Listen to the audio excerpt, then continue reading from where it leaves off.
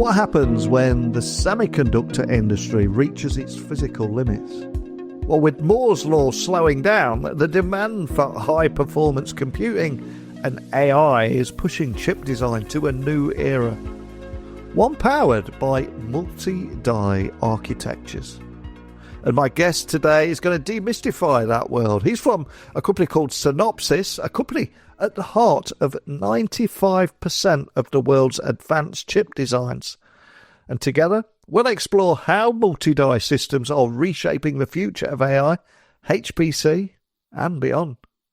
And yet, we'll break down the traditional monolith chips, how they're hitting a wall, and how multi-die architectures are solving the challenges by enabling greater scalability, power efficiency, and with the global semiconductor market projected to grow by 15% this year, and multi-die chip market set to reach $411 billion by 2035, we'll also discuss the broader industry trends and challenges that are helping to shape this transformation.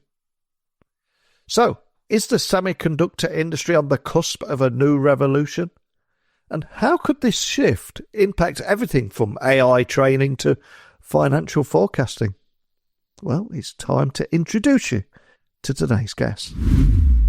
So, a massive warm welcome to the show. Can you tell everyone listening a little about who you are and what you do? Thanks to be here, Neil. My name is Abhijeet Chakraborty. You can call me Abhi, that's easy. I'm Vice President of Engineering in Synopsys, responsible for developing EDA tools and solutions for multi-die. And that includes system-level 3D, feasibility, prototyping, floor planning, construction, implementation using advanced packaging, integrated multiphysics, all of that. It's a huge, wide ecosystem. In addition, I'm on the Technical Advisory Board on government-funded initiatives and in the Semiconductor Industry Alliance Design Committee as well.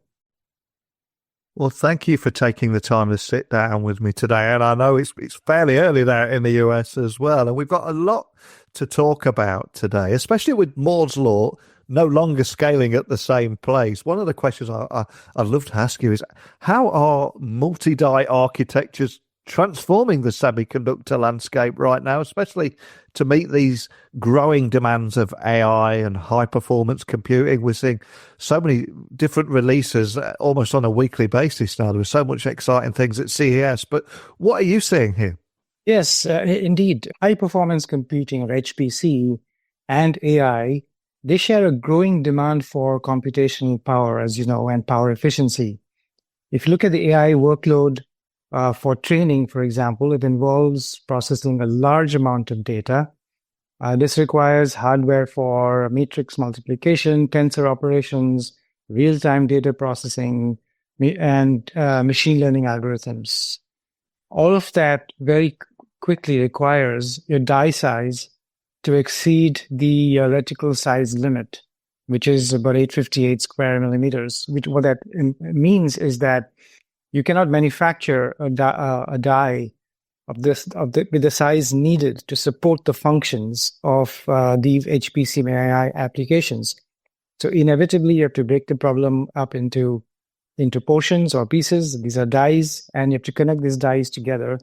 And that's why today, really, the leading edge HPCs and AIs, you cannot do it. You cannot implement them without multi-dies. And to enable this whole ecosystem, there is a requirement for ensuring that these dies can interconnect with each other very efficiently. So high bandwidth interconnect, as well as with high performance and with high power efficiency. And there has been a lot of investment and advancements in the industry in this area. And certainly Synopsys is working very closely with our stakeholders and ecosystem partners at the leading edge to enable these technologies. And one of the things I try and do every day on this podcast is demystify technology and help people, even outside of the world of tech, understand the value of technology, the ROI of those investments, for et cetera. And one of the things I wanted to highlight today, there's a huge stat I'm going to drop here. The global market for multi-die chips is projected to reach $411 billion by 2035. Just phenomenal. But what do you see as the key factors driving growth like this? And how are you at Synopsys positioned to support this shift? There's so much going on here, isn't there? Absolutely. And it's actually an exciting time, indeed, in the semiconductor industry. And if you look at the numbers, it took the semiconductor industry 6 decades to reach about $500 billion in revenue. And we expect that it will take just less than a decade, maybe 8 to 9 years, to double that. Today, we are in the era of pervasive intelligence. And what that means is that we have system companies, a lot like automotive companies, as well as hyperscalers. They're developing their own chips. In addition, AI is pushing the envelope in many different areas in the semiconductor industry. So if you combine all of this along with the IoT drive as well, the semiconductor industry is indeed poised for a massive growth. Then you look at focus and investment from the various governments, including, of course, the US government with the US CHIPS Act, where the demand and push for increasing manufacturing capacity to increase and add more advanced packaging capabilities and sites. All of that bodes very well. And then the era of smart everything. What that means, again, is that almost every application, from your sophisticated applications like your AI chips to your simple applications in your appliances at home, they all are going to be quote unquote smart, which means they will have a chip inside. And these chips will then communicate with other chips. And all of that is going to drive more and more designs and growth in the semiconductor industry.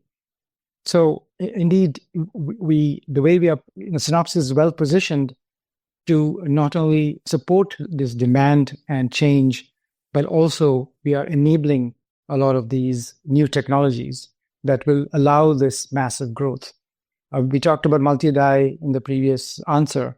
In addition to multi-die, we're investing across the entire stack. We're talking about from the process, from the simulation of devices and materials that help the foundries determine the best material for their next technology node, all the way to system level exploration, architectural exploration, and then, of course, multi-physics.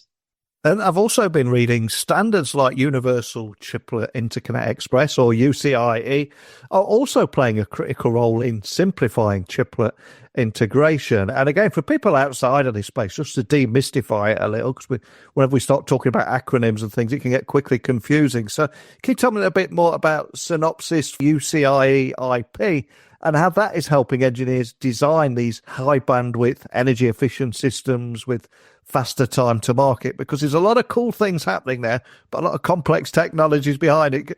Can you demystify that for me? Of course. So there's actually a consortium of companies, and Synopsys is a core and critical member of this consortium. So we've been involved with it for a long time. And the goal of this consortium was to create a standardized interface for die-to-die connectivity. So that would enable the whole chiplet economy, right? So when you think about a library of chiplets, which are plug and play, they need to connect into a platform where there is standardized interconnect. Synopsys collaborated with Intel and TSMC to develop the first UCIe test chip in the industry. Actually, there are variations. You can have a UCIe IP from Synopsys, either using an advanced package or using a standard package. Advanced package implies that the UCIe is using silicon bridge or silicon interposer for interconnection. And that means higher performance, better power efficiency. And standard package, or UCIe means you're using your organic package, a traditional interposer, which are lower in performance, but they're lower in cost as well. And all of this is, again, important and essential to allow high-end multi-die devices to communicate with each other without any performance loss. And of course, multi-systems can also introduce new challenges in everything from testing to reliability and overall lifecycle management. So a question I've got to ask, how does Synopsys Multi-Solutions leverage AI-driven analytics to improve and ensure reliability and system health throughout the lifestyle? Because it is a pretty big problem, isn't it? It is indeed a big problem. And like you said, Neil, it's an even bigger problem with multi-die because of the significant complexity involved. And almost inevitably, multi-die means you're dealing with a complex chip. So silicon lifecycle management, which is what you're alluding to, is an extremely important area. And Synopsys has been investing in this area for a long time. And we have some very unique solutions in this area. So just imagine you have two dies which are connected to each other, but then one of the data links fail, and it's a critical data link. And the entire complex design, which has taken months to develop, and expensive chip can fail because of that single fail data link, which could fail for various reasons in the field. So Synopsys has developed something called MTR in their interface IP. MTR stands for monitor, test, and repair. So on the fly, in the field, problems can be detected and fixed without even the user noticing. So that increases the life and reliability of that chip. So essentially, redundant data links will be used when a problem is detected in a particular data link. That's an example. And you mentioned analytics. That's a very important component of all of this. We have significant technology and capabilities in this area. And what this does is that we introduce monitors inside the chip. So in the silicon, along with your normal transistors that perform the function that its chip is designed for, we introduce some additional transistors or circuits which monitor as well as generate information. And it generates data. So this data during the life cycle of the chip can then be analyzed, and actionable insights can be gained from it, which in turn help with improving the aging and longevity of the chip. So this is also essential in improving the reliability of these very complex systems. And besides the silicon health, what other components that are essential to complete this whole picture of reliability? Of course, like functional verification and physical verification, which have to support this very large system. As demand for AI training and high-performance computing continues to grow, can you tell me a little bit more about what this actually means for Synopsys and how it's already enabling breakthroughs in applications from financial forecasting to other compute-intensive fields? Yes, indeed, Neil. So applications like the ones you mentioned, financial forecasting and myriad of other applications, all of them are driving the use of AI, and which in turn is driving the need for high-performance computing and AI chips, which are customized chips for enabling AI training and inferencing. So if you look at the AI workloads, there are two main kinds of workloads. One is for training and the other is for inferencing. The AI training workload deals with large number of data. You're processing large number of data and you're performing massive mathematical operations, matrix multiplications, tensor operations, etc. All of that requires massive compute. And so Synopsys is, through its innovations and through its EDA products, as well as with their IPs, are enabling and fueling this whole drive towards high computing by working with our partners and providing solutions like our multi-die solutions, integrated multi-physics, architecture exploration, and best-in-class interface IPs, which allow these chips to be made.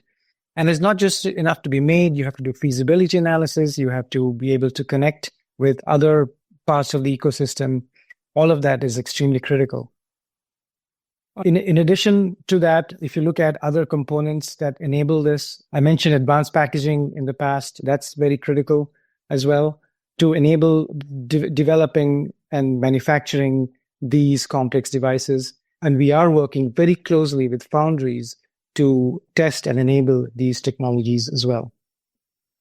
And I'm curious, with chip complexity increasing, how are you at Synopsys balancing that need for innovation with those challenges of reducing costs, maintaining energy efficiency and semiconductor design? Because I would imagine it is quite a delicate balance. Yes, indeed it is. Of course, Synopsys is continuing to innovate to improve power, performance, and area, not only in their EDA tools and offerings, but also in their interface IPs. As you may know, Synopsys is a leading interface IP vendor in the world. In fact, innovation is in our DNA, and there is significant emphasis and investment in R&D in Synopsys. These innovations are in existing products and workflows.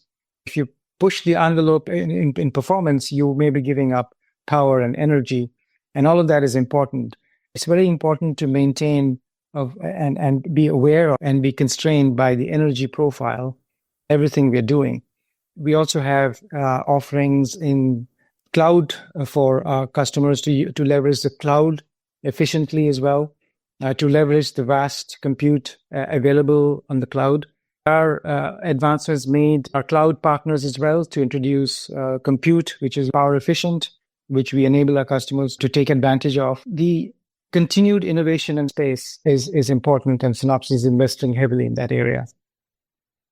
And if we look into the future, what role do you see multi-architectures playing in advancing emerging technologies? That's where things get quickly excited, especially when those emerging technologies begin to converge. But can you tell me a bit more about that and how Synopsys is preparing to lead in this evolving landscape too? What does the future hold for you?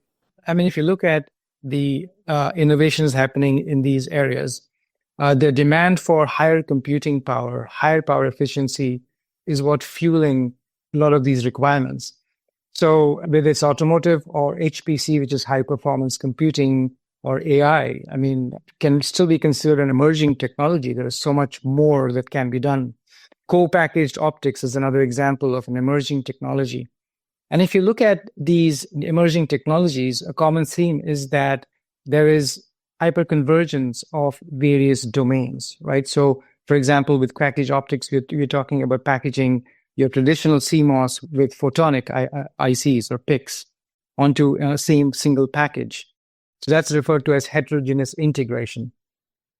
Then in automotives, you're mixing sensors and analog and digital all together into one device, and so on. And so even almost by definition, the only way to enable this is through using multi-die. And it's not just enough to create these separate dies, but then you need to connect them together efficiently in the same package. So therefore, we need advances in improving the interconnect density, which I referred to earlier, as well as advanced packaging. And then something that I haven't mentioned in some detail yet is this whole area of system analysis and multiphysics, which is essential for advanced technology. So you're talking about thermal integrity, which is a big concern. As you know, more and more of these functions are bundled into a device, and these devices are now generating a lot of energy. You mentioned the energy problem earlier. So there needs to be significant breakthroughs in thermal mitigation, heat mitigation, as well as thermal analysis. So multiphysics, which means you're analyzing signal integrity, power integrity concurrently and along the flow, that becomes very important as well. And all of what I mentioned is what Synopsys is investing in and has solutions. And we are working together with our ecosystem partners, leading edge partners, to test these reference flows and technologies and deploy these solutions to our customers. Well, thank you so much for taking the time to sit down with me today and share your insights with not only myself, but people listening all around the world. And I'm going to see if there's something we can do for you in return here, because some of the biggest names in business, VC funding and tech have either been guests or maybe listen to this podcast, or a friend of a friend will listen to this podcast. So let's test that 6 degrees of separation and ask you, is there a person that you'd love to have a private breakfast or lunch with? Who would it be and why? Because he or she might just get to hear this, but who would you choose there? Oh, that's a fantastic question. And wow, and what an opportunity if you can provide that opportunity to meet this person. That'll be awesome. But of course, this is other than you, right, Neil? I can't mention your name, right? So, well, the person who comes to mind is Lisa Su, who's the CEO of AMD. I mean, she's a remarkable individual. And if you look at what she's accomplished under her watch, AMD has grown from roughly 3 billion or so in revenue to more than 200 billion. I just like to learn from folks and from situations where they have, taken on a situation where, things were not necessarily going well. They've overcome adversity and they win big.